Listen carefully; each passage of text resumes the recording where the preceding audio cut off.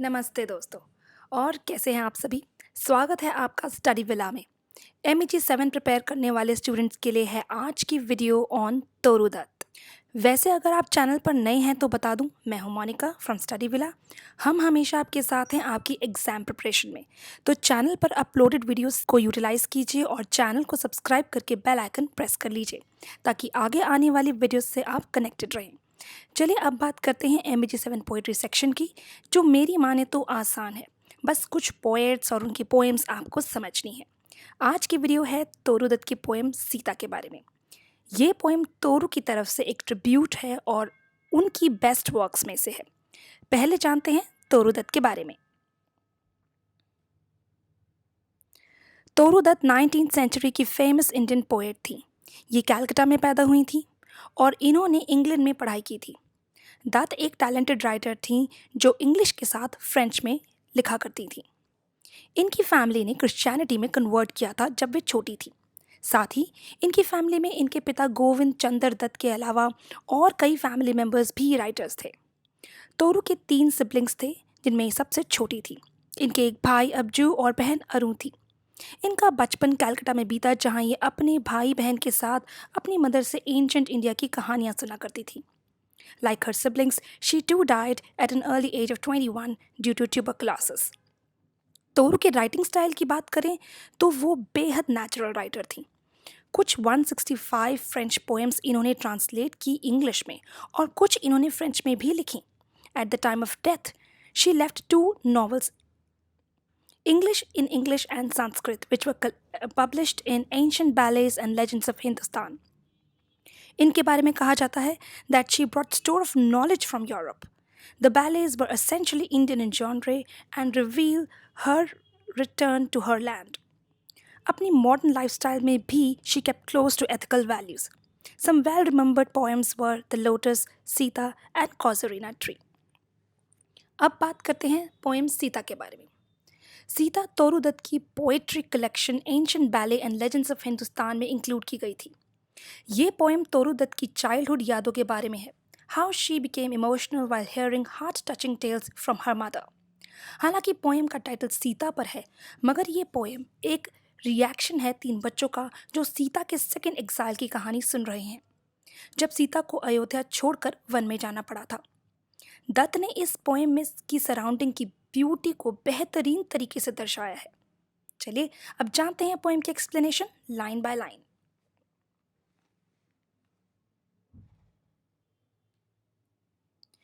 Three happy children in a darkened room. What do they gaze on? With wide eyes open. Poem की introductory lines readers को शुरुआत में ही plot introduce करती हैं। 3 खुशहाल बच्चे डार्क रूम में कुछ खुली आंखों से देख रहे हैं।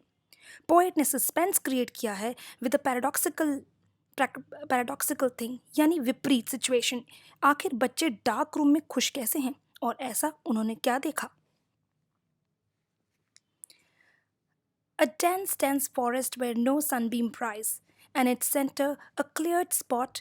There bloom gigantic flowers on creepers that embrace tall trees.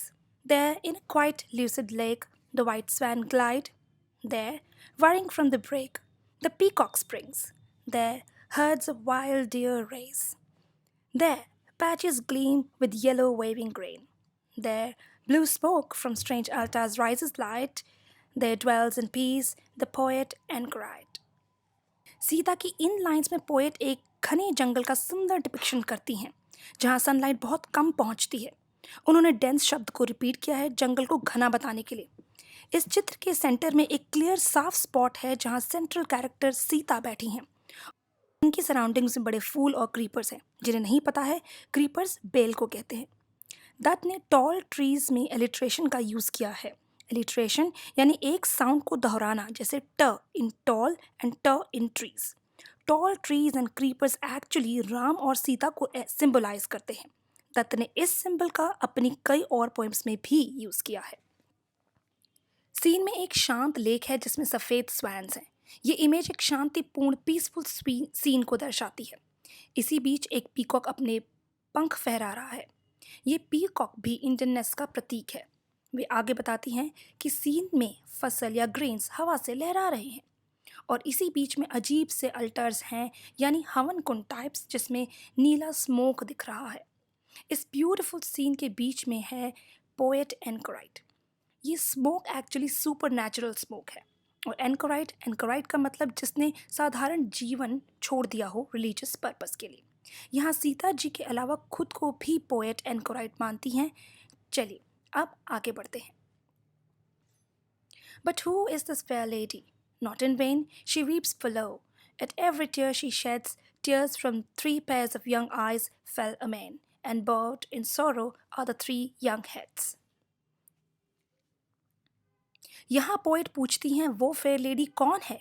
या तो वो सीता है जिसे उनके हस्बैंड ने, श्री राम ने छोड़ दिया है, या तो वो पोएट तोरू है जिसने अपना देश छोड़ दिया है हायर एजुकेशन के लिए। तो दत्त एक सेल्फ एग्जाइल मोड में चली जाती हैं।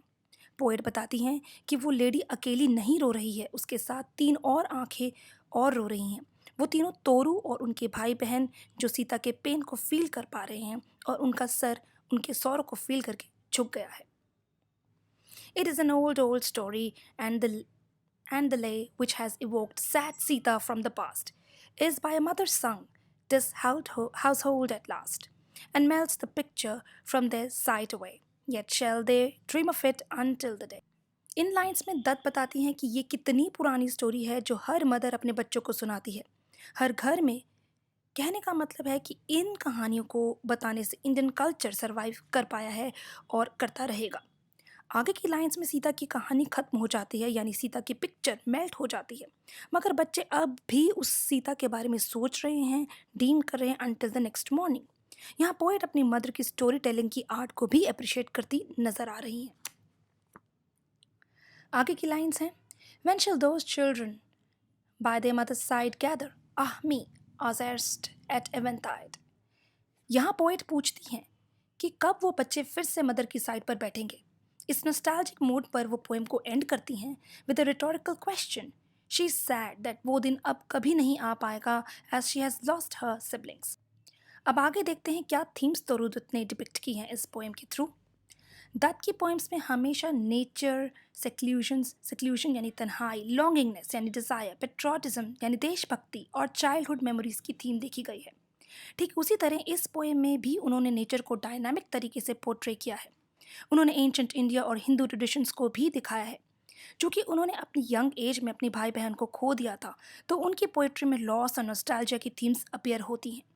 इस पोएम में भी उनके लॉस को as a means of art use किया गया है।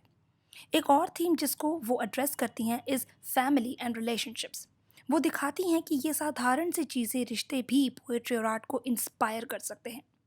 सो इस पोएम के थ्रू दत्त अपना सॉफ्ट कॉर्नर शोकेस करती हैं towards sufferings of women and highlights the importance of art of story telling. तो ये थी इस पोएम की complete description. I hope it's useful for you. Do comment about it. Thank you.